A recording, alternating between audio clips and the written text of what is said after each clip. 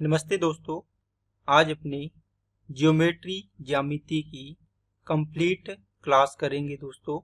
इसमें RRB NTPC 2025 के अंदर जो भी एग्जाम में 47 शिफ्ट में क्वेश्चन आए हैं उन सभी सवालों को अपने एक ही वीडियो में कंप्लीट करेंगे और पूरा ज्योमेट्री कंप्लीट हो जाएगा। और ये अपने टॉपिक वाइज सीरीज की क्लासेस चल रही है। इसके अंदर अपने हर टॉपिक के जितने भी क्वेश्चन आए होते हैं उनको एक साथ एक वीडियो में आपको मैं करवा रहा हूँ, एक जगह पूरा कलेक्शन। तो आप यहाँ से पूरा टॉपिक रिवाइज कर सकते हैं अपने एग्जाम से पहले। और दोस्तों स्पीड में आपको लगा के जाना है ताकि आप टाइम भी खराब ना हो।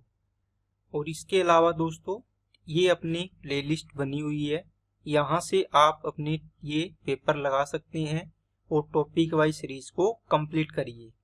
और इसके अलावा अगर टेस्ट लगाने हैं तो यहाँ से लगाइए। ठीक है, चलिए।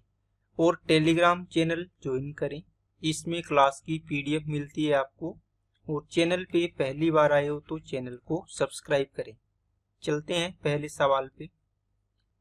देखो दोस्तों, सारे ही सवाल क्या है, बहुत ही इम्पोर्टेंट है और अच्छे लेवल के सवाल आए हुए हैं। अपने इन सवालों को करेंगे, साथ में इनको जल्दी करने का तरीका देखेंगे। ठीक है ना। चलिए, P एक आयत ABCD के भीतर कोई बिंदु है।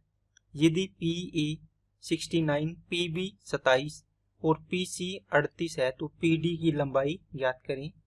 एक दोस्तों आपको क्या दिया हुआ है, आयत है। ठीक है, इस आयत के अंदर आपको एक पॉइंट दे दिया, क्या P कोई पॉइंट है, कहीं भी हो सकता है, यहाँ यहाँ यहाँ कहीं मान लो। अब इसके अंदर A, B, C और D, ये कहता है कि PA, तो ये पॉइंट है P। PA दूरी दी हुई है आपको, कितनी है 69, इसको चलो अपने पास है ही लिख लेंगे। और PB दी हुई है, मतलब P को B से मिलाना है, P को C से भी दी हुई है और P को D से, और ये लेंथ अपने को ज्ञात करनी है। तो जब भी दोस्तों इस प्रकार का पॉइंट दे आयत के अंदर आपको, तो आपको इसका कॉन्सेप्ट याद रखना है। इस P पॉइंट से जो ये शीर्ष है, P से A तक का शीर्ष PA² प्लस इसके अपोजिट PC², इसके अपोजिट देखना इस वाले को, इस वाले को। अब इन दोनों साइडों के स्क्वायर का योग इसके बराबर होगा, तो P से B का स्क्वायर प्लस P से D का स्क्वायर। अब जो वैल्यू है PA कितना 69 का स्क्वायर, PC कितना है दोस्तों, ये रहा 38 का स्क्वायर। अब यहाँ वैल्यू पुट करोगे PB की 27 का स्क्वायर, इसको मैं डायरेक्ट यहीं लिख दूं। कैलकुलेशन को, अपने स्टेप को कम करना है तो साथ साथ में लिखते जाओ। अब यहाँ से दोस्तों सबके यूनिट डिजिट अलग अलग है, तो आप क्या करो, इसके 9 का स्क्वायर करेंगे तो 81 एक आएगा, 8 का स्क्वायर 4 आएगा, 7 का स्क्वायर कितना आएगा दोस्तों 49 9 आएगा। तो 4 और 1 5, तो 5 माइनस 9, इसका मतलब यहाँ इसमें अपने हंसल ले लेंगे, 15 में से 9 गया तो अपना इकाई अंक कितना आएगा दोस्तों, आप बोलोगे सर यूनिट डिजिट आएगा 6। और बराबर में है PD²। अब इसका रूट करेंगे, जो भी संख्या आएगी यहाँ पे पूरी, यहाँ हटाएंगे इसको, तो मतलब PD की वैल्यू निकालेंगे तो रूट करेंगे। अब किसके स्क्वायर से लास्ट डिजिट 6 आएगा, आप बोलो या तो 4 का स्क्वायर या 6 का स्क्वायर। अब आपने देखा ऑप्शन में 6 तो है ही नहीं, 4 है ये रहा, इसका मतलब आंसर हो जाएगा ए ऑप्शन। तो ये सारी की सारी कैलकुलेशन आपको नहीं करनी पड़ेगी। ठीक है दोस्तों, चलिए अगले सवाल पे चलते हैं। P एक वृत्त के बाहर स्थित एक बिंदु है जिसके उसके केंद्र से 17 सेंटीमीटर की दूरी पर बिंदु P है। बिंदु P से खींची गई एक छेदक रेखा वृत्त को बिंदु A और B पर इस प्रकार काटती है। PA AB, P बड़ी है PA से, तो वृत्त की त्रिज्या ज्ञात करें। आपको क्या दिया है दोस्तों, एक दिया हुआ सर्कल। इस सर्कल के बाहर आपको क्या दिया हुआ है, इसके केंद्र से, इस केंद्र मतलब यहाँ का सेंटर है, इस सेंटर पॉइंट से आपको एक रेखा दी है। क्या दिया दोस्तों, एक रेखा है जो बाहर P पॉइंट तक है। कौन सा पॉइंट है, P। अब इसने बोला P के बाहर एक बिंदु है, ठीक है, P यहाँ से वृत्त के बाहर, और ये लंबाई पूरी कितनी है, 17 है। बिंदु P से खींची गई एक छेदक रेखा है। छेदक रेखा का मतलब क्या होगा दोस्तों, जो सर्कल को टच करके जाए, टच करके नहीं जाए, क्या करके जाए, छेद कर जाए, इस प्रकार। तो ये रेखा यहाँ आप बना सकते हो इस प्रकार। तो ये होगी आपकी PAPB। तो PB बड़ी है, मतलब PB, तो PB यहाँ आएगा, PA यहाँ आएगा। देखो PA छोटी है PB से। अब यहाँ दी है PA की वैल्यू 8 है, PA की वैल्यू 8 और AB की वैल्यू कितनी है, 7 है। यहाँ देखो ये सेंटर है, इस सेंटर से इसको O मान लो आप। अब ये पूरी 17 है, तो यहाँ से यहाँ तक ये क्या होगी, आप बोलोगे सर ये तो रेडियस होगी R। ये कंप्लीट दूरी है यहाँ से यहाँ तक, ये 17 है। तो ये यहाँ से यहाँ तक कितनी R है, तो ये इस पॉइंट से लेके यहाँ तक ये कितनी बचेगी, आप बोलोगे सर 17 माइनस R बचेगी। क्या बात समझ में आई क्या सभी को, ठीक है। और अगर मैं इस P पॉइंट से यहाँ तक की दूरी देखना चाहूँ तो कितनी आएगी, यहाँ बनेगा ये पॉइंट, कोई भी पॉइंट है, C मान लो, D मान लो। तो ये इस OP दूरी है दोस्तों 17, ये R दूरी इसमें और जोड़ देंगे तो ये कंप्लीट यहाँ से यहाँ तक दूरी कितनी बनेगी, PC दूरी 17 प्लस R बनेगी। क्या बात समझ में आई क्या सभी को, आप बोलोगे सर आ गई। क्या इसमें एक नियम लगता है, जब सर्कल को दो छेदक रेखाएं काटती है, इस प्रकार काटेगी, तो आप क्या करोगे, P से A की दूरी, मतलब इस पॉइंट से इस पॉइंट तक, और ये सेकंड पॉइंट, इन दोनों का गुणा होता है। कल ही बताया था, PA इंटू P से B आएगा, बराबर क्या आएगा, P से ये पॉइंट D मान लो, कोई भी पॉइंट है, पहला पॉइंट P से D इंटू P से C आएगा, P से D और P से C। अब मैं ये सारी चीजें हटा देता हूं ताकि आपको चीजें यहाँ से क्लियर रूप से पता चले मैं क्या बताना चाहता हूँ। O से P 17 थी, अगर ये R है तो यहाँ से आगे ये दूरी बचेगी दोस्तों आपके पास कितनी, 17 माइनस R, और ये दूरी हमें इसके लिए चाहिए जो कॉन्सेप्ट है, और P से C तक दूरी चाहिए, छेदक रेखा बनानी है दोनों, तो ये 17 है O तक, तो ये R और ऐड कर दोगे तो ये दूरी बनेगी दोस्तों पूरी 17 प्लस R। क्या P से D इंटू P से C आएगा, आप बोलो सर आएगा। तो P से A 8, P से B तक 8 और 7 15 बनेगी, इक्वल टू P से D 17 माइनस R, और ये बनेगा 17 प्लस R बन गया। अब ये देखो A plus B, A minus B, A square minus B square, 15 8 कितना आएगा, 120। ये R स्क्वेयर इधर आ गया तो 120 माइनस किया तो 169 बचा, R की वैल्यू आ जाएगी 13। क्या पूछा है, रेडियस, तो आंसर आएगा 13 ऑप्शन। अगला सवाल, चतुर्भुज ABCD है एक, जिसमें AB समांतर है DC के, और E तथा E और F क्रमशः विकिरण AC और BD के मिड पॉइंट है। यदि AB 14, BC 73, CD कितना है 90, तो AD 22, EF की लंबाई ज्ञात करें। एक कोई भी दोस्तों आपको दिया हुआ है, कौन सा, एक चतुर्भुज मान लो, आप कोई भी चतुर्भुज बना लिया, आपने ये बना लिया मान लो, इसमें अगर AB कितनी दी हुई है 14, और इसके सामने DC या CD कितनी है 90, इसका मतलब ये CD हो जाएगी, ये होगी 90, ये A, ये B और ये CD या DC क्या है, समांतर है इसके, ये DC है, तो दोस्तों इसको भी इसी प्रकार लिखो आप, ठीक है, D और ये C, ABCD हो गया। ये AB रेखा इसके समांतर है, AB 14 है।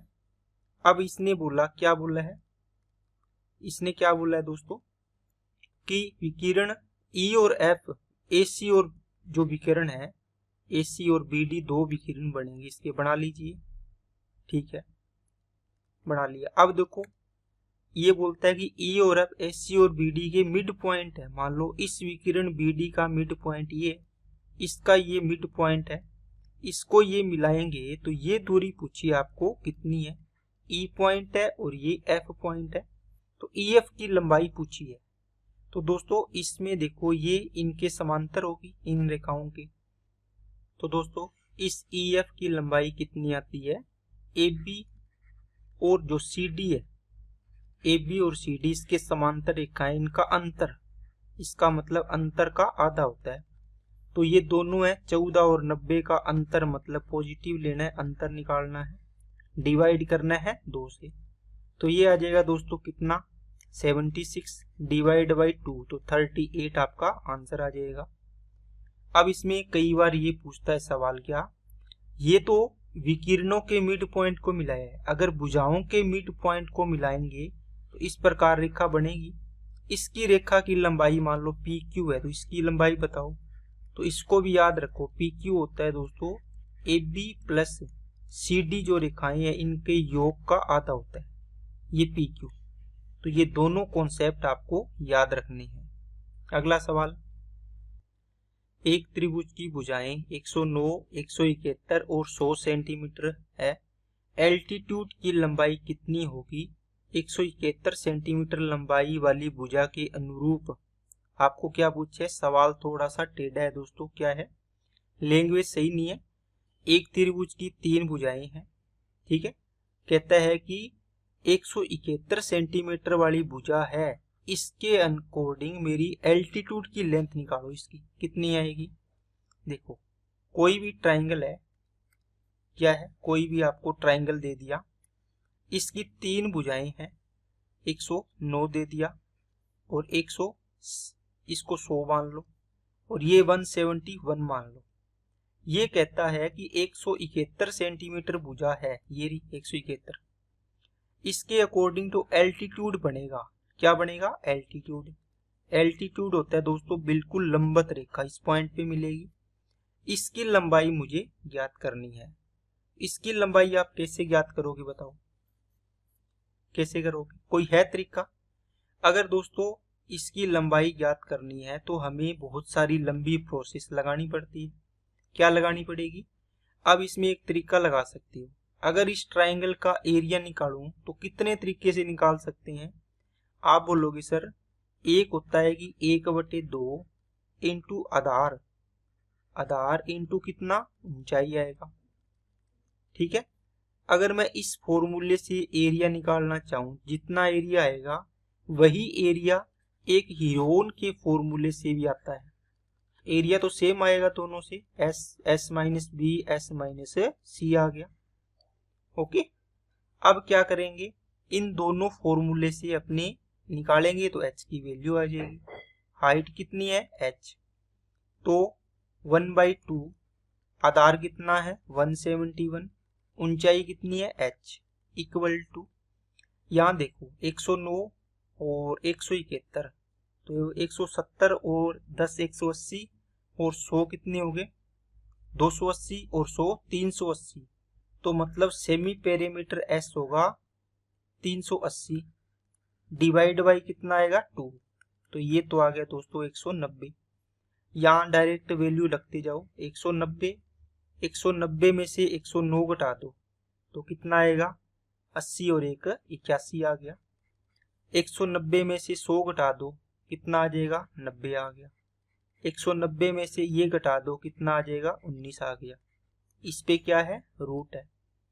अब देखो यानी कटरा एक बार लिख लो सेम का सेम, यहाँ देखो 19 इंटू 10 लिखोगे इसको, 19 ये रहा तो रूट के बाहर आ गया 19, 10 यहाँ से 10 यहाँ से 100 का रूट 10 हो गया बार, और ये 81 का वर्गमूल 9 और इस 9 का वर्गमूल 3 आ गया, मतलब सारी की सारी चीजें वर्गमूल से बाहर आ गई। इक्वल टू है 1/2 इंटू 171 इंटू h। अब क्या करिए दोस्तों, देखो 19 निम्मा 171 इससे कैंसिल, 2 इधर जाके गुणा होगा तो 3 दूनी 6, 6 को 10 से किया तो 60 आपकी हाइट आ गई है। तो बहुत लंबा सवाल था, लेकिन दोस्तों 3 से 4 स्टेप में कर लिया। बस कैलकुलेशन को देखना है कैसे अपने को चीजों को कम करना है, और जब भी दोस्तों रूट निकालना हो, स्क्वायर रूट, आप इनको गुणा मत किया करो, यहाँ से आप पेयरिंग बनाने की कोशिश किया करो ताकि टाइम कम लगे। गुणा करोगे फिर स्क्वायर रूट करोगे तो टाइम ज्यादा लगता है। चलिए अगला सवाल देखते हैं। P एक आयत के भीतर बिंदु है। ये दोस्तों आपको होमवर्क में दे रहा हूं। सेम सवाल मैंने पहला ही सवाल आपको करवाया था, वही सवाल है P A square plus P C square बराबर में P B square plus P D square. इस फॉर्मूले का यूज करके आपको पी डी की लेंथ निकालनी है और कमेंट बॉक्स में आंसर करना है। इसका मतलब ये नहीं है कैलकुलेटर से आपने सोल्व करके इसको निकाल लिया। जो तरीका मैंने आपको उस सवाल में बताया वही सेम तरीका आपको इस सवाल में लगाना है, क्योंकि यूनिट डिजिट सब में अलग अलग है। देखते हैं आप कितना उस सवाल से सीखे हो। चलिए अगला सवाल। ABCD एक समलंब चतुर्भुज है।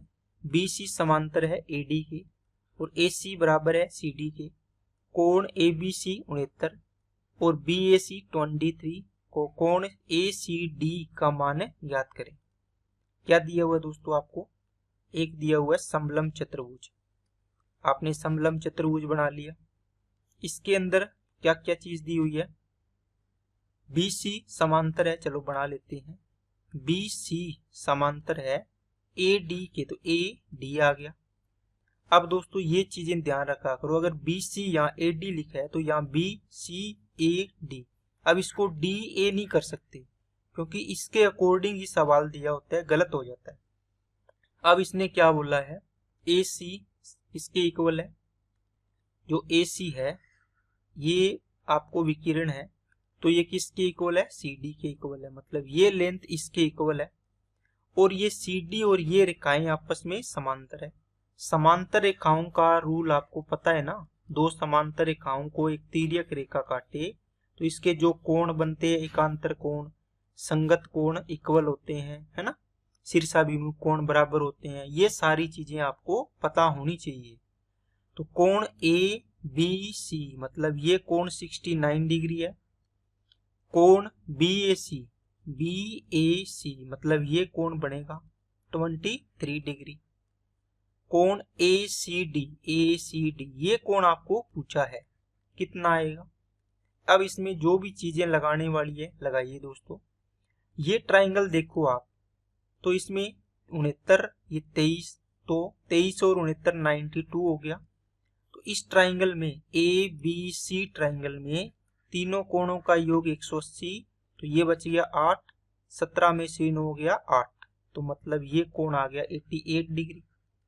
कितना आ गया? 88। अब ये 88 है तो ये कोण भी कितना होगा बताओ जल्दी जल्दी। आप बोलो सर, दो समांतर रेखाओं को एक तिर्यक रेखा काटे तो ये कोण थीटा है, तो एकांतर कोण ये भी थीटा। देखो यहाँ से जेड की आकृति बन रही है, ये रहा, दो समांतर को एक तिर्यक काट रही है, तो ये 88 हो गया। कितना हो गया दोस्तों? 88 डिग्री। अब आपने देखा अगर ये दोनों भुजाएं बराबर है, देखो अगर किसी ट्राइंगल की दो भुजाएं इक्वल है, ये भुजा इसकी इक्वल है, तो इसका कोण थीटा और ये कोण थीटा इक्वल होंगे।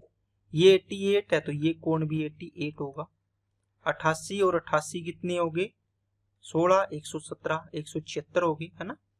तो त्रिभुज के तीनों कोणों का योग 180, तो ये 4 डिग्री बच गया। 180 में से 176 माइनस करेंगे तो आंसर आ गया अपना 4 डिग्री। अगला सवाल, ये बहुत ही इंपॉर्टेंट सवाल है दोस्तों, है आसान।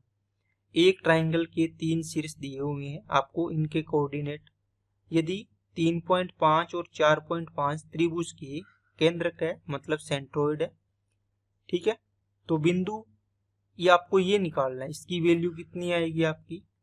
आपने देखा कि केंद्र क्या होता है, अगर किसी त्रिभुज, याद रखना है दोस्तों, किसी त्रिभुज के अगर सेंट्रोइड के निर्देशांक पूछे तो क्या होते हैं, एक इसके x1 y1, ये x2 y2 और ये x3 y3, तीनों कोऑर्डिनेट के आपको कोऑर्डिनेट दिए हुए हैं, शीर्षों के कोऑर्डिनेट। इसके जो कोऑर्डिनेट होंगे वो क्या होते हैं, x1 plus x2 plus x3 divide by 3, इसी प्रकार y coordinate y1 plus y2 plus y3 divide by कितना होता है 3 होता है। ये चीजें दोस्तों याद रखनी है, आपकी रिवीजन क्लास के रूप में इसको लेना है ताकि चीजें आप याद कर पाएं। अब देखो x 3 और -6 तो कितना हो जाएगा x plus 3 minus 6 divide by 3, ये x कोऑर्डिनेट हो गया। लेकिन इसके अकॉर्डिंग ये लिखा तो x कोऑर्डिनेट है कितना 3.5। अब इसको गुणा करो, यहाँ बचेगा -3, 3 3 35 थी 105 10.5 तो x इक्वल टू 10.5 और ये -3 इधर जाके प्लस होगा तो 13.5। ऑप्शन देखो एक ही ऑप्शन है, आंसर करो आगे चलो। अगर इसका निकालना है तो आप निकाल सकते हो, 5 और -4 और y को ऐड करो और 4.5 के इक्वल कर दो। नेक्स्ट, एक समकोण त्रिभुज की भुजाएं दी हुई है, इसका एरिया निकालना है। इस बार का सबसे दोस्तों कठिन सवाल आपके पास यही है। अगर आपको इसका कॉन्सेप्ट नहीं आता तो आप इस सवाल को कम से कम 2 से 2.5 मिनट में करोगे, और अगर आपको कॉन्सेप्ट पता है तो आप इस सवाल को 10 सेकंड में आंसर करके आगे निकल जाओगे। ठीक है ना। तो इस प्रकार की चीजें सीखनी है दोस्तों, ताकि एग्जाम में आप इतने बड़े सवाल से कितना टाइम आप बचाओगे और उस टाइम को आप अन्य सवालों में यूज करोगे। देखो क्या चीज बोलता है।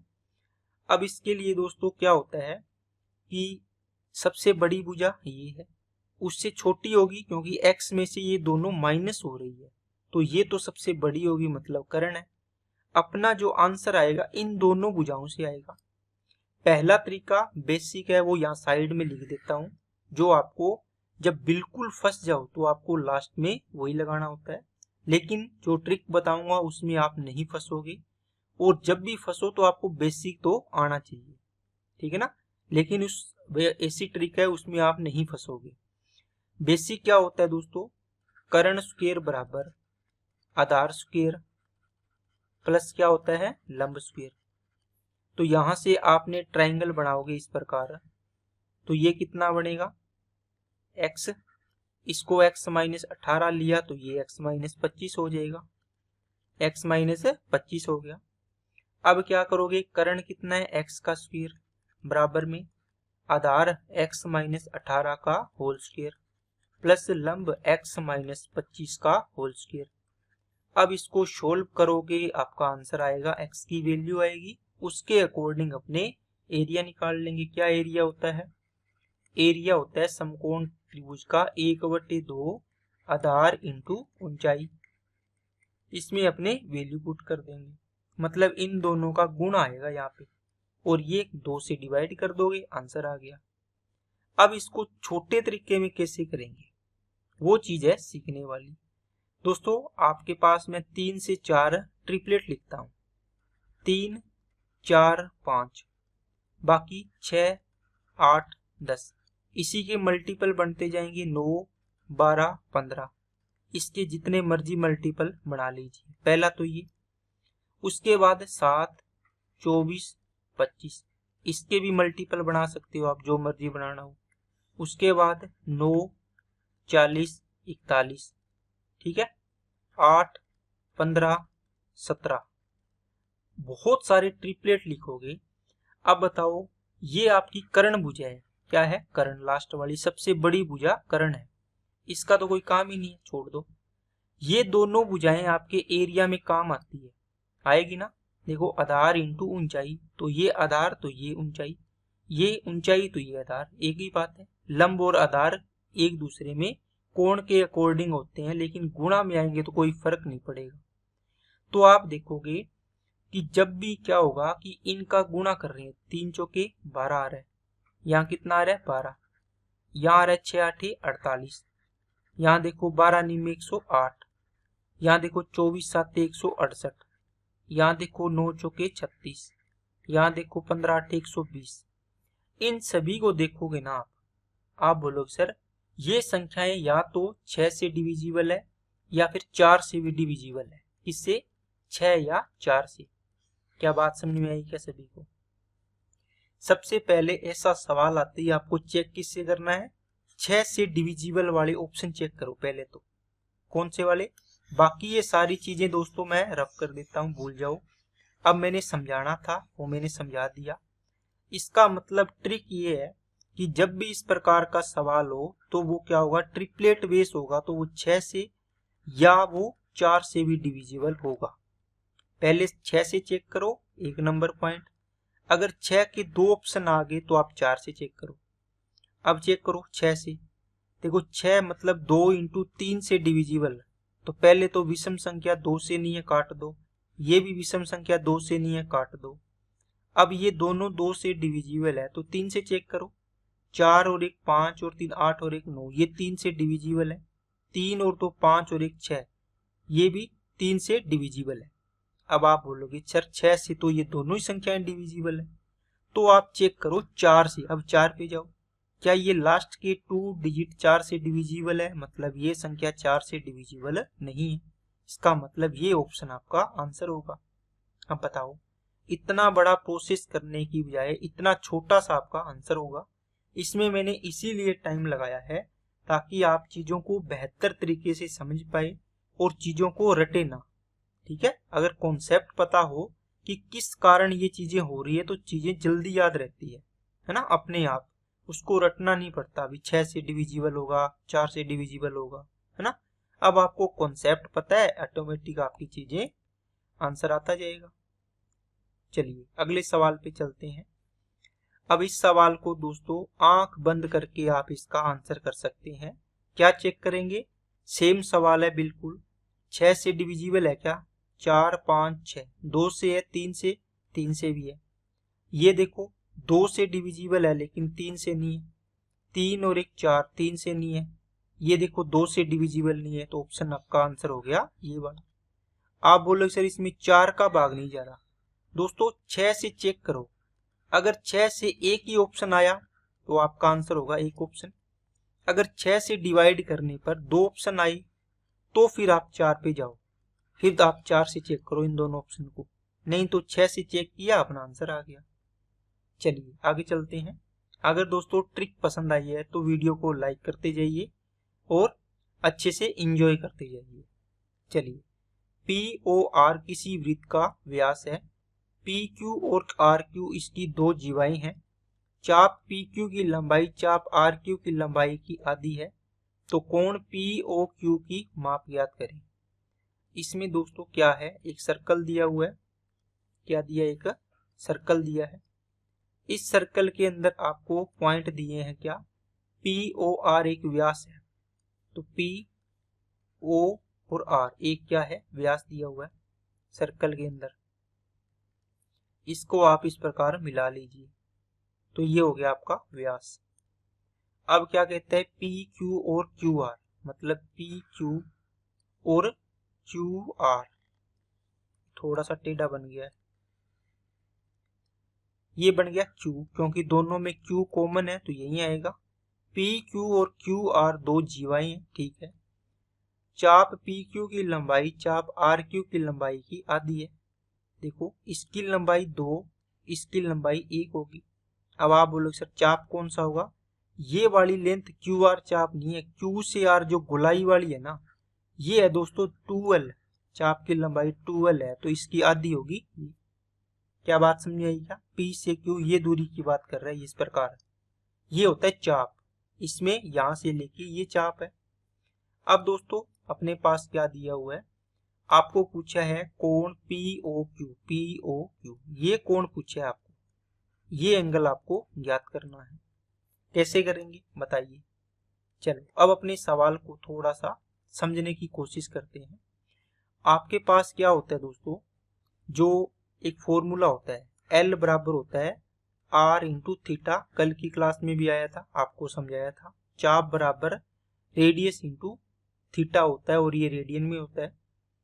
अब बताओ इस फॉर्मूले से इसमें अगर इसकी रेडियस बात करूं, ये भी आर, ये भी आर, ये भी आर, इस ट्राइंगल में लगाओ आप बोलोगे सर ये आएगा कितना? इसको मान लिया आपने एल्फा, इस ट्राइंगल के लिए ये एल्फा है, ठीक है। तो एल का मान तो एल ही है, इक्वल टू आर की वैल्यू आर ही है, और थीटा का मान कितना है, अल्फा है। ये तो फॉर्मूला लिखा है मैंने, इसके अकॉर्डिंग इस ट्राइंगल की वैल्यू पुटिंग कर दी मैंने, जो चीजें हैं उसकी क्या कर दी है दोस्तों, मतलब इसको अल्फा माना आपने। अब इस ट्राइंगल में आओ दूसरे वाले में, इसको मैंने क्या मान लिया, थीटा मान लिया, बीटा मान लो। क्या मान लो दोस्तों, बीटा मान लो। बताओ इसमें क्या होगा, आप बोलोगे सर इस ट्राइंगल के लिए ओ क्यू आर, इस ट्राइंगल के लिए चाप की लंबाई तो है 12, आर की वैल्यू, रेडियस तो सेम ही है, कोण कितना है, बीटा। दोनों इक्वेशन बन गई, इन दोनों को डिवाइड कर दो। ठीक है, यहां से इसको हटाना चाहो तो हटा दीजिए, कोई दिक्कत नहीं है। ओके, इन दोनों को क्या कर दिया आपने, डिवाइड। एल से एल कैंसिल, आर से आर कैंसिल, इसका मतलब अल्फा अपॉन बीटा, इनका रेशियो आ गया दोस्तों 1/2। अब आप देखोगे एक सरल रेखा पर आपने ये कोण बनाए अल्फा, ये कोण बनाया बीटा, इनका रेशियो देखो टोटल कितना आ रहा है, रेशियो आ रहा है 3 रेशियो योग। लेकिन बताओ एक सरल रेखा पर दोनों कोण या 3 कोण या 4 जितने भी कोण बने कितना होता है योग, 180 डिग्री। एक की वैल्यू 60 आ गई, तो एक की वैल्यू 60 डिग्री। तो आपको पूछा है ये एक की वैल्यू इसी की थी, तो ये 60 डिग्री आपका आंसर आ जाएगा, अल्फा का मान, ऑप्शन नंबर बी। तो बहुत ही बढ़िया लेवल का सवाल है दोस्तों, जो कॉन्सेप्ट इसमें लगता है वो आपको मैंने समझाया है। चलिए अगला सवाल, एक वृत्त में 2 जीवाएं हैं ए बी और सी डी, जिनकी माप 14 और 6 सेंटीमीटर है, जो केंद्र के एक ही तरफ है तथा एक दूसरे के समानांतर है।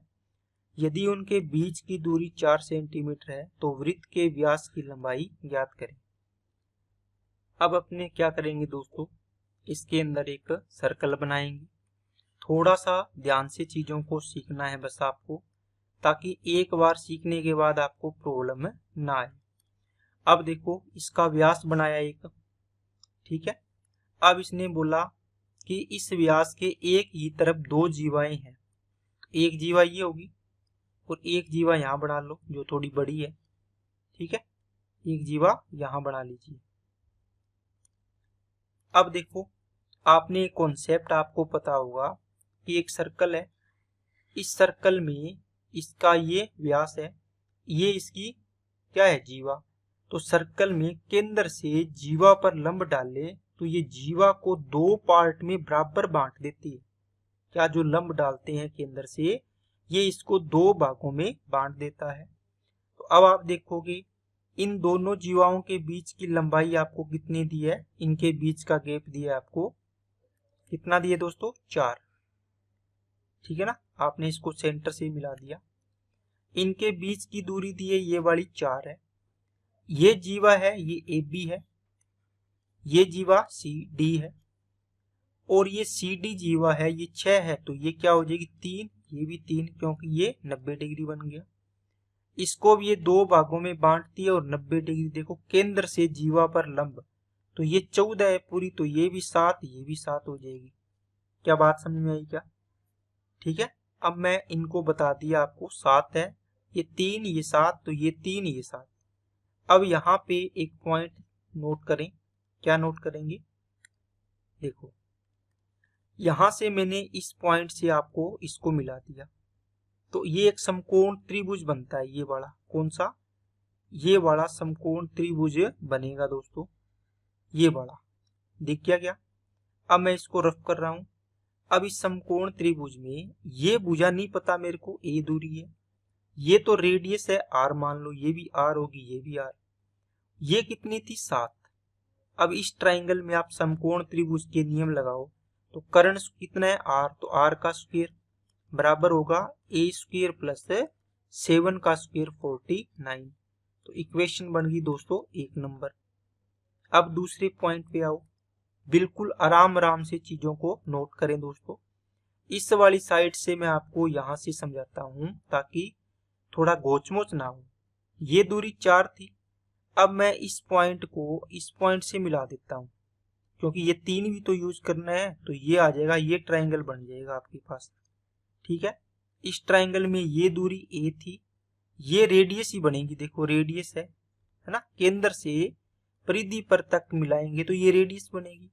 तो इसमें भी देखो आर स्क्वायर इक्वल टू आएगा a प्लस 4 का होल स्क्वायर, तो a प्लस 4 का होल स्क्वायर प्लस 3 का स्क्वायर 9, तो ये इक्वेशन होगी 2 नंबर।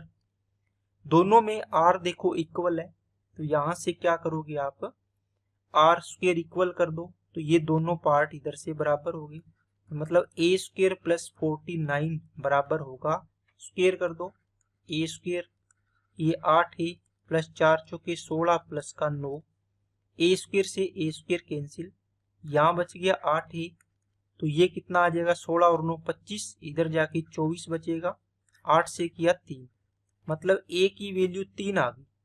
अब ए की वैल्यू 3, 3 तिया 9, 49 और 9 58, तो आर स्क्वायर बराबर 58, तो आर की वैल्यू आ गई दोस्तों √58। आपको व्यास पूछा, मतलब 2 से गुणा कर दो, देखो तो 2√58 आपका आंसर आएगा।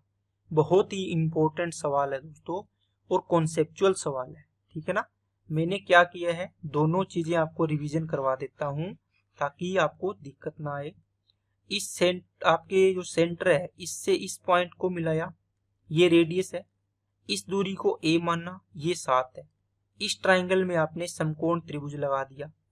अब यहाँ आ जाओ, इसमें लगा दो, मैं यहाँ भी लगा सकता हूँ, इसको भी मिला सकता हूँ, ये भी बन सकता है ट्राइंगल, लेकिन दोनों एक ही साइड में थोड़ा मिक्स हो जाएगा।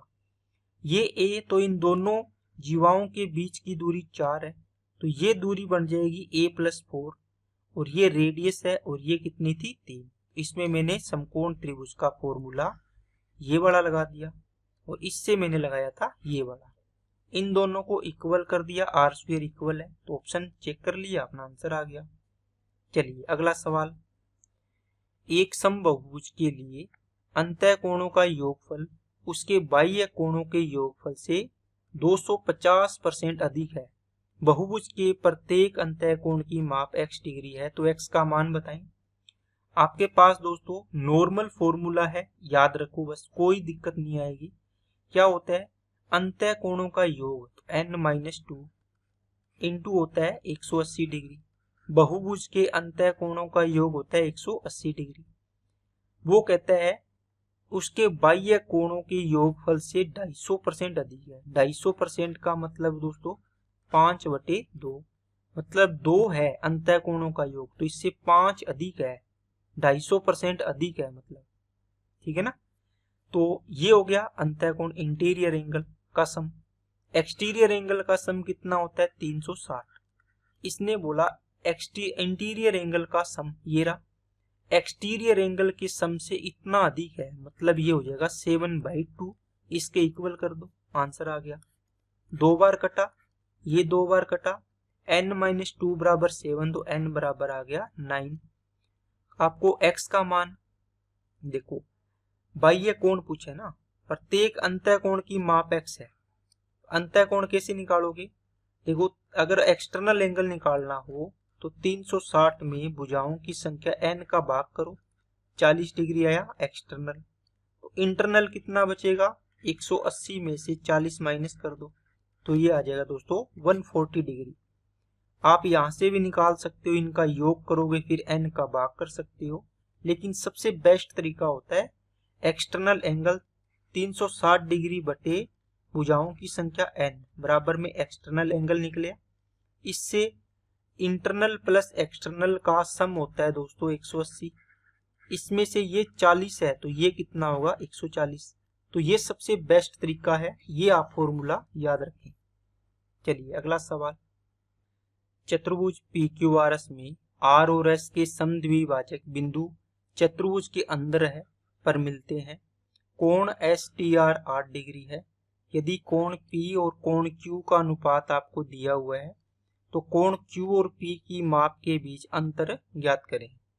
अब दोस्तों ये सवाल है, एक फिक्स पैटर्न का सवाल है। आपने एक चतुर्भुज दी है, आप कोई भी चतुर्भुज बना लीजिए, जैसे मैंने ये बना दिया।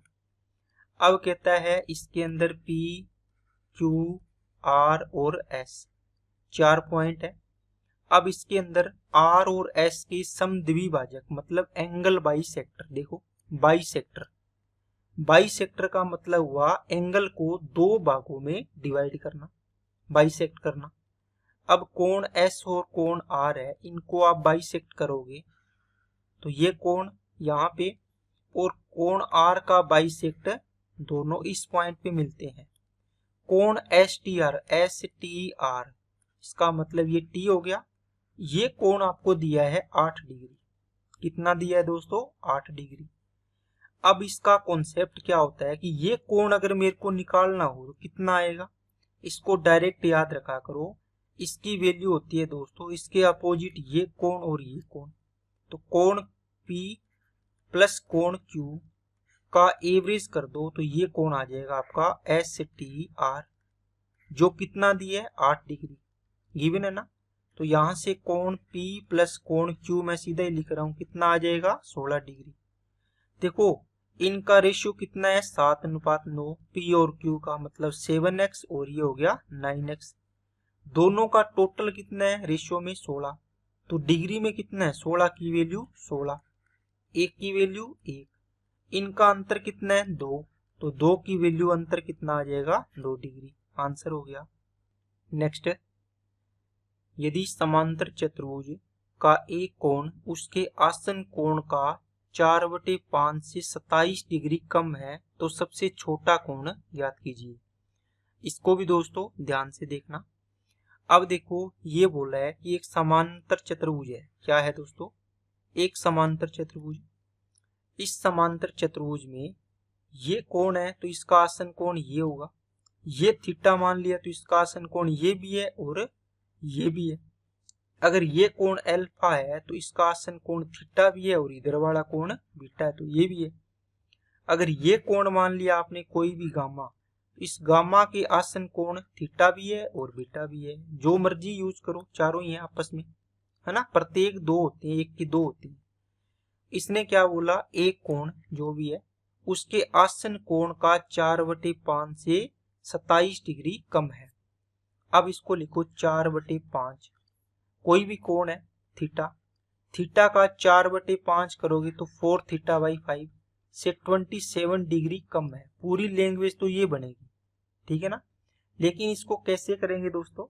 एक कोण उसके आसन कोण का 4/5 से 27 डिग्री कम।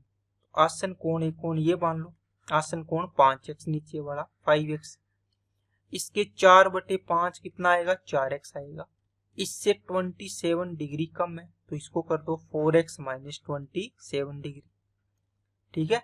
आप ये मत सोचना दोस्तों कोण बड़ा है तो ये बड़ा आना चाहिए। दोस्तों आपका आंसर सेम आएगा, कोई फर्क नहीं पड़ेगा। इसको 5x लिख लो, इधर ये लिख दो, ठीक है। क्योंकि इन दोनों कोणों का योग, एडजेसेंट एंगल का योग होता है 180 डिग्री। तो ये हो जाएगा 9x माइनस 27 इक्वल टू होगा 180 के। तो 9x इक्वल टू आएगा 260 डिग्री। x की वैल्यू आ जाएगी 23 में 260, 23 आ गया। अब इसने पूछा छोटा कोण, ये तो 23 5 115 हो जाएगा। ये 23 चौके 92 में से 27 माइनस करो, 12 में से 7 गया 5 और 8 में से ये 6, मतलब 65 डिग्री आपका आंसर आएगा। ठीक है। चलिए अगला सवाल, यदि 3 और 2 एक त्रिभुज के केंद्र के निर्देशांक है, इसके शीर्ष दिए हुए हैं, तो P का मान अभी बताया दोस्तों x1 y1 x2 y2 x3 y3। आपको P की वैल्यू चाहिए, x वालों को ऐड करो, कितना आएगा 0 -2 प्लस का P। ये वैसे तो प्लस ही होता है लेकिन -2 है इसलिए माइनस किया था मैंने, डिवाइड बाई 3। तो ये x कोऑर्डिनेट आया, ये x कोऑर्डिनेट कितना है 3 है। तो -2 प्लस P इक्वल टू 9। तो P की वैल्यू कितनी आ गई 11, ऑप्शन नंबर 4। अगला सवाल, ABCD के समांतर है, एक तिर्यक रेखा PQ AB और CD को E और F पर प्रतिच्छेद करती है। कोण PEB, इसको छोड़ दीजिए, कोण PEB 59, GAB और CD के बीच एक बिंदु इस प्रकार है कि कोण BEG 50, GFE 33। तो EGF का मान ज्ञात करें। अब दोस्तों दो रेखाएं हैं समांतर, ठीक है, एक तो है ए बी रेखा और एक है C D Rekha, A B और सी डी।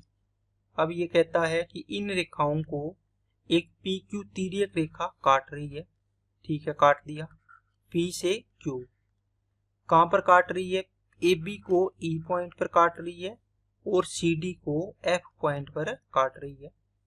कहता है पीईबी ये कोण आपको 59 डिग्री दिया है। जी ए बी और सी डी के बीच इस प्रकार स्थित है कि बीईजी 50। अब देखो ए बी रेखा समांतर है सी डी के, इनके बीच में यहाँ यहाँ यहाँ यहाँ यहाँ कहीं भी एक पॉइंट बोल रहे हैं, कहीं भी हो सकता है दोस्तों, मैंने बता दिया आपको। कोई भी पॉइंट है जो बीईजी 50 है, मान लो आपने ये पॉइंट यहाँ भी मान सकते हो, यहाँ कहीं भी मान सकते हो। दो कंडीशन है। बीईजी अगर इसको मानोगे तो ये पूरा कोण बनेगा। अब देखो ये तो अधिक कोण नहीं बन गया क्या? ये तो 50 है, न्यून कोण है। इसका मतलब है ये वाला पॉइंट यहाँ बनेगा।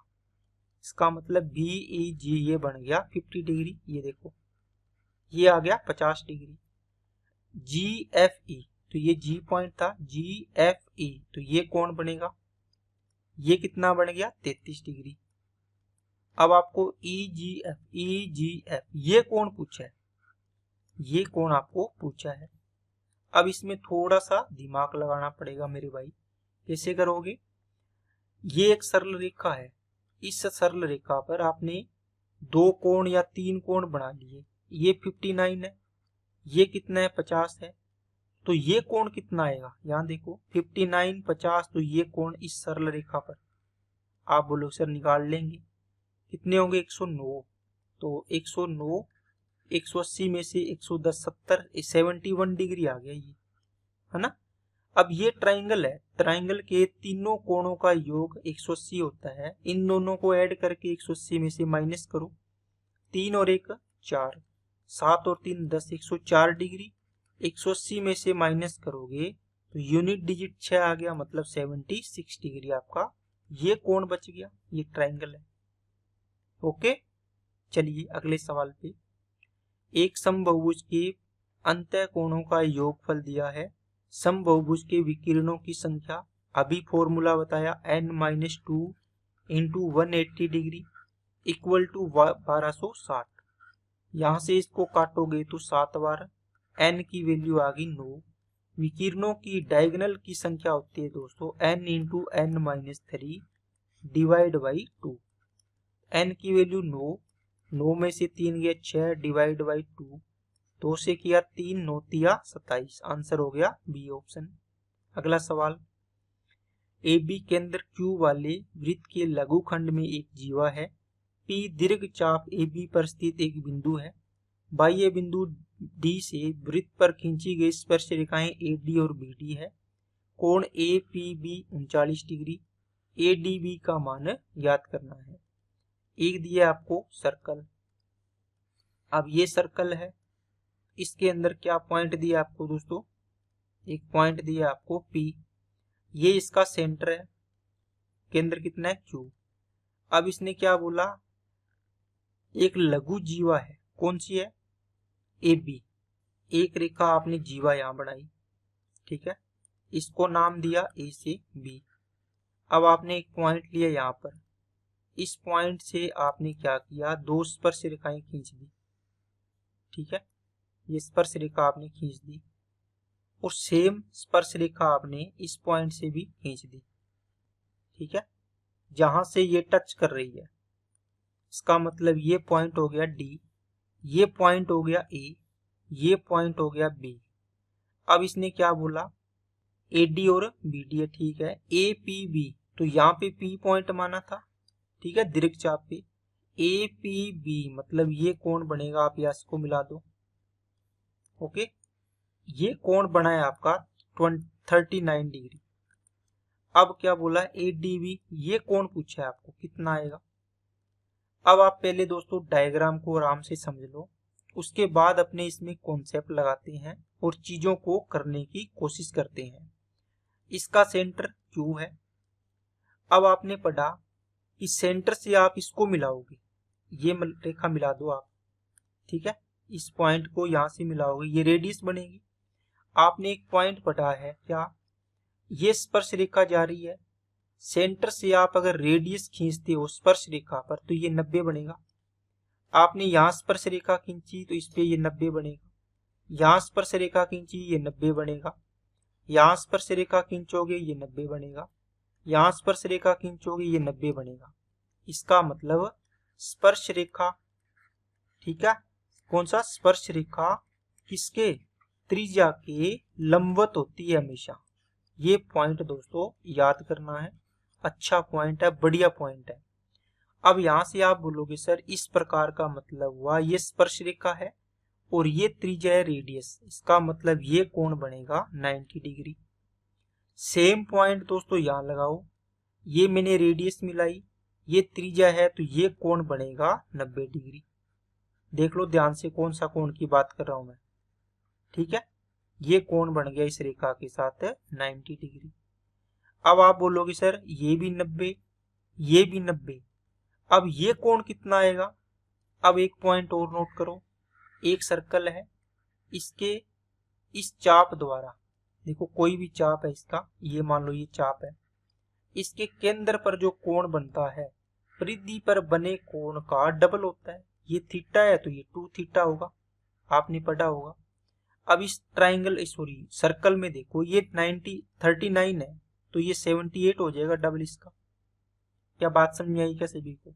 मैंने क्या किया दोस्तों, दोबारा आपको मैं थोड़ा सा रिवाइज करवा देता हूं ताकि चीजें आपको क्लियर रहे।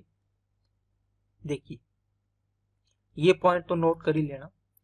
अब मैंने क्या बोला है, यहां से ये रेडियस खींची तो स्पर्श रेखा और रेडियस के बीच क्या होता है 90 डिग्री कोण बनेगा और ये भी 90 डिग्री कोण बनेगा। अब आप बोलोगे सर ये एक सर्कल मानिए अपने, इस सर्कल में ये सेंटर है, ये मैंने चाप ए बी ले लिया, इस चाप द्वारा, ये देखो चाप है, इस चाप द्वारा इस वृत्त के कहीं भी कोण बनेगा तो जो जितना कोण बनेगा परिधि पर, ये परिधि पर बना है, यहाँ बने है ना, यहाँ आप बनाओ कहीं बनाओ तो, लेकिन जो इसके सेंटर पर कोण बनेगा ना, जो परिधि पर कोण बन रही है थीटा, ये सारे बराबर होंगे परिधि पर, इसका डबल बनेगा या 2 थीटा। तो ये 39 है इस चाप ए बी द्वारा, देखो ए बी चाप द्वारा परिधि पर 39 तो केंद्र पर बनेगा 78 डिग्री। अब ये देखो ए क्यू बी डी एक चतुर्भुज बन गया, ये 90 ये 90 180, चतुर्भुज के चारों कोणों का योग 360, इन दोनों का 180 तो इन दोनों का भी 180 होना चाहिए तभी 360 बनेगा। तो 180 डिग्री में से 78 माइनस कर दो तो ये 201 मतलब 102 डिग्री आपका आंसर आएगा, ऑप्शन नंबर सी। कितना कॉन्सेप्ट है दोस्तों, इसमें 2-3 कॉन्सेप्ट लगे हैं और बढ़िया लेवल के सवाल है, आपको इसको रिवाइज करना है। चलिए अगले सवाल पे चलते हैं।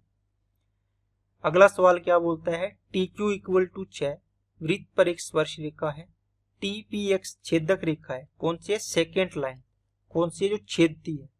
यदि T P equal to Y और पी एक्स इक्वल टू 5 तो वाई का मान, ये दोस्तों बस जल्दी करने वाला सवाल है। ये एक सर्कल है, टी क्यू एक स्पर्श रेखा है तो आपने स्पर्श रेखा बना दी, टी पी एक्स एक छेदक रेखा है, ठीक है, ये टी पॉइंट है, ये क्यू हो गया, टी पी एक्स आपने क्या बनाया, T P X, T P equal to Y और पी एक्स इक्वल टू 5, ठीक है, तो वाई का मान ज्ञात करना है। अब क्या होगा, वही नियम। अब देखो ये स्पर्श रेखा है, इसका नियम होता है टी क्यू स्क्वायर बराबर टी से पी इंटू टी से एक्स, टी से पी इंटू टी से एक्स।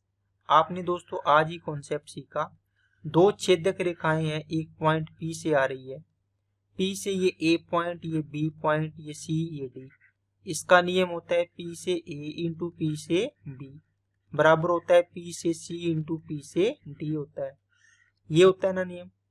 अब ये रेखा है, ये एक ही पॉइंट पर काटे तो टी से क्यू इंटू टी से क्यू ऐसे याद रख सकते हो आप, ठीक है। तो अब देखो टी क्यू कितना दिया हुआ है, टी क्यू है 6 तो 6 का स्क्वायर है 36, t से p कितनी है y, t से x कितनी आएगी कंप्लीट आएगी, तो y प्लस 5 आएगी, y प्लस 5।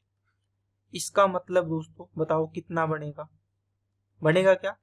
आप बोलोगे सर या तो द्विघात समीकरण बना लो या यहाँ पर वैल्यू ऐसी पुट करो कि हमारी वैल्यू सही बैठ जाए। जैसे मैंने 4 उठाई तो ये y का मान 4 है, तो 4 और 5 कितना हो जाएगा 9, तो 9 चौके 36 के बराबर हो रहा है। इसका मतलब y की वैल्यू कितनी आ गई 4 आ गई। अगला सवाल, ये भी बहुत इंपॉर्टेंट सवाल है, कॉन्सेप्ट क्या होता है वो सीखे। सवाल दोस्तों आप कर लोगे, लेकिन मेरा मकसद है कि आपको मैं कॉन्सेप्ट सिखाऊं ताकि रिवीजन हो जाए साथ साथ में। दो ट्राइंगल है, कौन कौन से? दो ट्राइंगल मैंने बना दिए A B C, triangle P Q और आर, दोनों क्या दे रखे हैं समरूप दे रखे हैं। इसका मतलब हुआ ट्राइंगल अगर मैंने लिखा ट्राइंगल ए बी सी, ये समरूप है ट्राइंगल पी क्यू आर के। इसका मतलब ए बी भुजा पी क्यू के समरूप होगी, बी सी भुजा क्यू आर के समरूप होगी और ए सी भुजा पी आर के समरूप होगी। जैसा लिखा है वैसे के वैसे होगी। अगर मैंने लिखा A B C triangle, triangle Q P R के समरूप है, इसका मतलब ए बी भुजा क्यू पी के समरूप, बी सी भुजा पी आर के समरूप, ए सी भुजा क्यू आर के समरूप।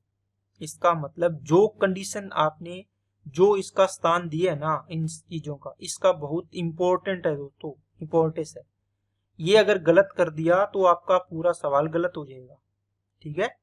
इसका मतलब हुआ ए बी अगर भुजा किसके पी क्यू के, मतलब ये इसके समरूप है, बी सी भुजा क्यू आर के समरूप है, ए सी भुजा पी आर के समरूप है। इसका मतलब ए कोण पी के, बी कोण क्यू के समरूप, सी कोण आर के समरूप। ए कोण है ये पी के समरूप होगा, कोण बी कोण क्यू के समरूप, कोण सी कोण आर के समरूप, ठीक है ना। इसके अकॉर्डिंग अगर ये चीज इसने लिखी है, क्या लिखी है, अब इसने लिखी है दोस्तों, ये सारी चीजें मैं हटाता हूं और जो सवाल दिया है वो चीजें आपने लिखते हैं। क्या दिया है देखो, ये चीजें दोस्तों इंपॉर्टेंट है, इन चीजों को आपको नोट कर लेना है। इसने क्या बोला, त्रिभुज A B C Q P R के समरूप है। आप इसको ऐसे ही बनाओ, क्या बनाओ दोस्तों, A B C Q P R के समरूप है। देखो जैसा लिखा है वैसा लिखना है।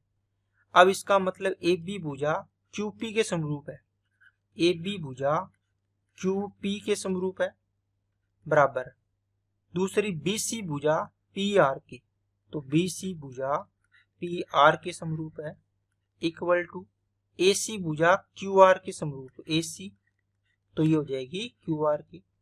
अब जो एरिया होता है भुजाओं का रेशियो दिया है, इनके वर्गों के योग के बराबर होता है, वर्गों के योग के बराबर होता है। कितना दिया है, ये एरिया का रेशियो बन गया ट्राइंगल ए बी सी और नीचे आ गया ट्राइंगल पी क्यू आर, 64/21 दिया है। अब आपको पूछी कौन सी है, जो भुजाएं दी है उसके अकॉर्डिंग निकाल दो।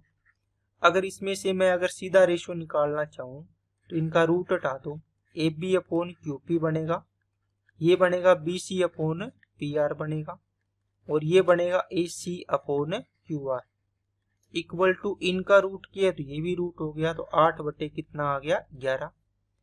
अब इसमें पूछा क्यू आर, क्यू आर ये रहा, क्यू आर के अकॉर्डिंग ए सी दिए 8, तो इसमें वैल्यू पुट कर दो, 8/क्यू आर इक्वल टू में 8/11, 8 से 8 कैंसिल, क्यू आर की वैल्यू आ गई 11। चलिए अगला सवाल, दो तिर्यक छेदी रेखाएं हैं एस और टी, अलग अलग समांतर रेखाओं को एक समूह को काटती है। एस समांतर रेखाओं को बिंदु ए बी सी डी पर काटती है और टी समांतर रेखाओं को ई एफ जी एच पर काटती है। A B C D E F दे रखी है, जी एच की लंबाई ज्ञात करें। आसान है दोस्तों सवाल तो बिल्कुल, तीन समांतर रेखाएं दी है, ठीक है, तीन है कि दो है, दो तिर्यक छेदी रेखाएं हैं एस और टी, अलग अलग समांतर रेखाएं हैं, ठीक है।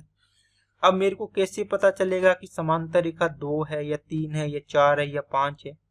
आप बोलोगे सर दो तिर्यक रेखाएं इनको A B C D 4 point पर काट रही है, मतलब 4 रेखाएं होगी समांतर। कितनी होगी? 4। क्या चीजें समझ में आई क्या? अब इनको एक रेखा तो ये काट रही है और एक रेखा ये वाली काट रही है। अब ये समांतर रेखाएं है ना, इसका मतलब इनका रेशियो सेम रहेगा। जो ये दूरी है ये दूरी सेम रहेगी, ये यहां से लेके यहां तक दूरी है, ये दूरी, ये इसके रेशियो सेम रहेगा। इनका रेशियो ऑटोमेटिक आपने बराबर रहेगा। अब इसने दिया है कि एस और टी, ये एस है और ये टी है, ये A B C D, sorry ये सी और डी, ये हो गया ई एफ जी और एच पॉइंट पर काटती है। ए बी इक्वल टू है 5 और ये दिया हुआ है सी डी इक्वल टू 3 दिया हुआ है, ई एफ दिया हुआ है दोस्तों 15। आपको जी एच ये पूछा है कितनी आएगी। अब इसमें दोस्तों कॉन्सेप्ट लगाना, देखो ए से बी तक की दूरी 5 है, ई से एफ तक की दूरी 15 है, इनको काटोगे तो 1 अनुपात कितना आएगा दोस्तों? 3 आएगा। तो यहाँ भी दोस्तों 1:3 होगी, ये दूरी और ये दूरी का रेशियो 1:3 होगा। इस दूरी और इस दूरी का रेशियो भी 1:3 होगा। 1 कितना होगा? 3। 1 की वैल्यू 3 तो 3 की वैल्यू कितनी हो जाएगी? 9 हो जाएगी। तो अपने GH की वैल्यू आ गई 9, ऑप्शन नंबर 1। अगला सवाल, त्रिभुज ABC में DE समांतर है AC के, जहां D और E भुजाओं AB और BC पर स्थित है। यदि BD 10 AD 17 त्रिभुज BDE के क्षेत्रफल और समलंब चतुर्भुज ADEC के क्षेत्रफल का अनुपात बताएं। सेम सवाल दोस्तों अभी किया है, उसके बेस का एक सवाल आपको दिया है। ठीक है, अब चीजें आप और अच्छे तरीके से समझोगे। इसने क्या बोला है, चलो ये पॉइंट ए, ये पॉइंट बी और ये पॉइंट सी हो गया।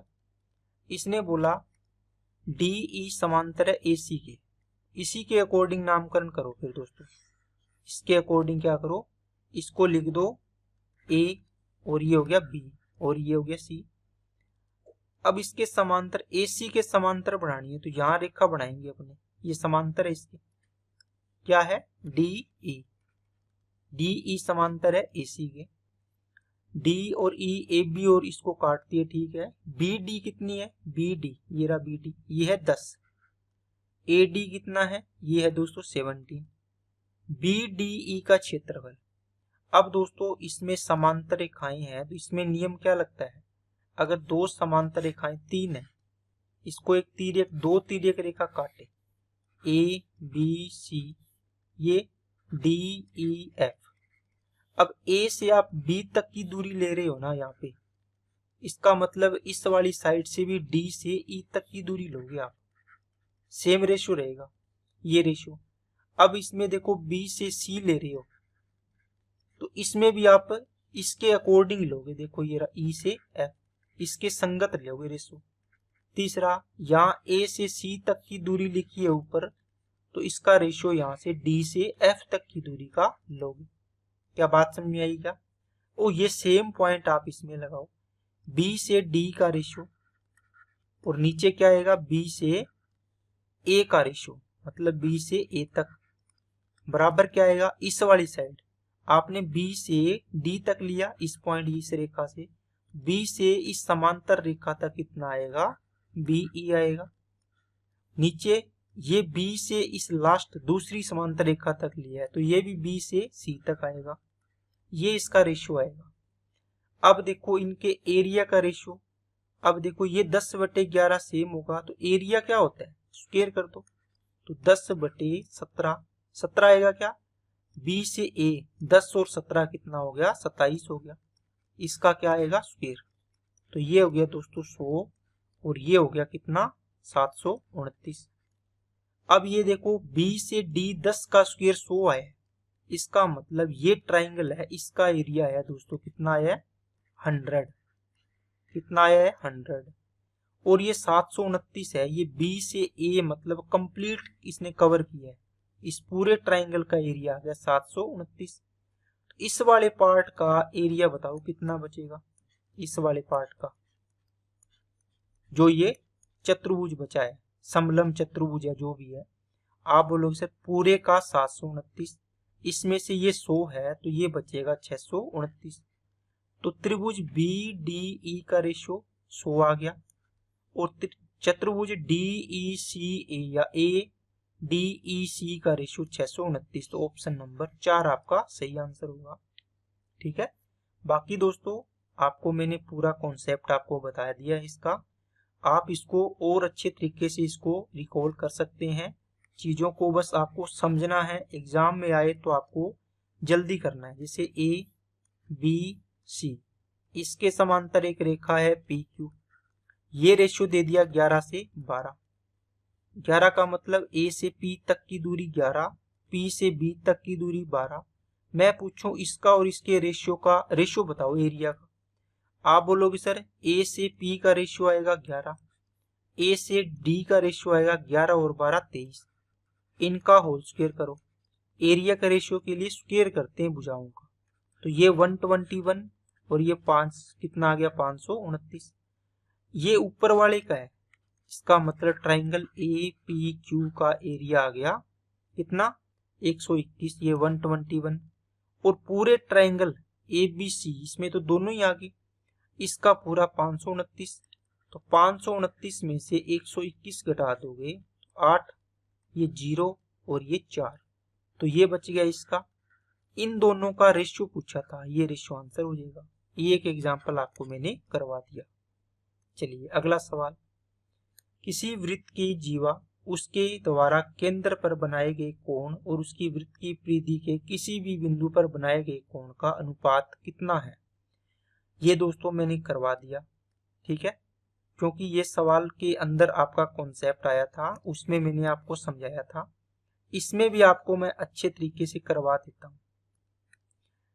ये सेंटर है, इसकी आपको एक जीवा दी हुई है, कोई भी मान लो ये जीवा है, ठीक है। इस जीवा द्वारा आपने परिधि पर कोण बनाया ये वाला, ठीक है। इस जीवा द्वारा, इस जीवा का मतलब ये दोनों पॉइंट है यहीं से बनना चाहिए, ये नहीं होगा कि ये यहां से बना के आपने यहां बना दिया, ये कोण गलत है, ये नहीं बनेगा, ठीक है। इन दोनों पॉइंट पे मिलना चाहिए, जितने मर्जी कोण बना लो। अब देखो बनाता हूं मैं दूसरा, ठीक है, ये देखो ये यहाँ पे बना दिया, इस प्रकार ये बन गया। इसी प्रकार और भी कोण बना देते हैं ताकि आपको कंफ्यूजन ना रहे। ये कोण बन गया, सॉरी ये कोण बन गया, एक सेकंड, इस पॉइंट से ये कोण और इस पॉइंट से इसको मिला दोगे तो ये पूरा कोण बन गया। और बहुत सारे कोण बनाओगे तो यहां से आप क्या सीखोगे, अब आपने क्या किया, एक इसका सेंटर पर और कोण बना दिया, ठीक है, या इन पॉइंटों से, तो आपने देखा कि जो परिधि पर कोण बनते हैं ये थीटा है, तो ये भी कोण थीटा, ये भी कोण थीटा होगा। सारे कोण परिधि पर बनेंगे तो बराबर होंगे, किससे, सेम चाप द्वारा। एक ही चाप है दोस्तों AB, AB एक ही चाप है, इसी चाप द्वारा अगर जितने मर्जी कोण बनाओ परिधि पर बराबर बनेंगे। तो जो केंद्र पर कोण बनेगा वो इस परिधि पर बने कोण का डबल होगा। ये थीटा है तो ये 2 थीटा कोण बनेगा, कितना बनेगा 2 थीटा। इनका रेशियो तो पूछा था, तो परिधि पर कोण बना और एक बनेगा दोस्तों सेंटर पर, इनका रेशियो पूछा है। तो परिधि पर अगर थीटा कोण बना तो केंद्र पर बनेगा 2 थीटा, 1:2।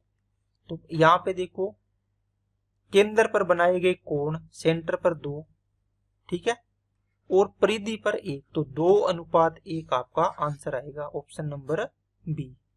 क्या चीजें समझ में आई क्या सभी को, ठीक है। तो बहुत ही इंपॉर्टेंट कॉन्सेप्ट है दोस्तों, ये डायरेक्ट चलो पूछ लिया है सवाल में, ये भी देखो डायरेक्ट आ गया, नहीं तो ये सवाल के अंदर लगता है, और अपने पीछे एक सवाल आया भी था उसके अंदर लगाया था। तो इस प्रकार चीजों को दोस्तों रिकॉल करना है और रिवीजन करना है, पूरा आपका ज्योमेट्री के मैंने टोटल सवाल लगभग ले लिए हैं। अगर आप ये सवाल भी लगा के जाते हो तो आपका ज्योमेट्री के जो भी सवाल आएंगे आपके सही हो सकते हैं, कोई दिक्कत नहीं आएगी इसमें, अगर आपने प्रॉपर तरीके से इसका रिवीजन किया है, क्योंकि बहुत सारे कॉन्सेप्ट इसके अंदर आ गए हैं। मेन कॉन्सेप्ट, अच्छे कॉन्सेप्ट मैंने ले लिए हैं। इस वीडियो को दोस्तों देख के आपको खूब प्रैक्टिस करनी है, 2 से 3 बार प्रैक्टिस करो इसको, ठीक है, तब जाके आपके ज्योमेट्री के सारे सवाल सही होंगे, ठीक है। और जो कॉन्सेप्ट आए हैं नए, जैसे ये कोई भी चतुर्भुज है, इसके अंदर कोई पॉइंट है, इनको मिला दिया एक पॉइंट से, है ना, ये कॉन्सेप्ट हो गया। एक कॉन्सेप्ट कौन सा था, इस प्रकार ये कोई चतुर्भुज है, इसके ये कोण समद्विभाजक इस पे मिलते हैं, ये कोण और ये कोण का रेशियो दिया हुआ था, ये कितना होगा, ये पी क्यू है तो ये कोण होगा पी प्लस क्यू का हाफ होगा, ठीक है। इस प्रकार इन कोणों को या इन कॉन्सेप्ट को आपको रिवीजन करना है और शॉर्ट तरीके से इनको जल्दी रिवाइज करके साइड करना है। ओके दोस्तों, तो आज की क्लास में इतना ही रखते हैं। अगर वीडियो अच्छी लगे तो लाइक करें, चैनल को सब्सक्राइब नहीं किया चैनल सब्सक्राइब करें, अपने दोस्तों के पास ज्यादा से ज्यादा शेयर करें। आज के लिए इतना ही। Okay, thank you.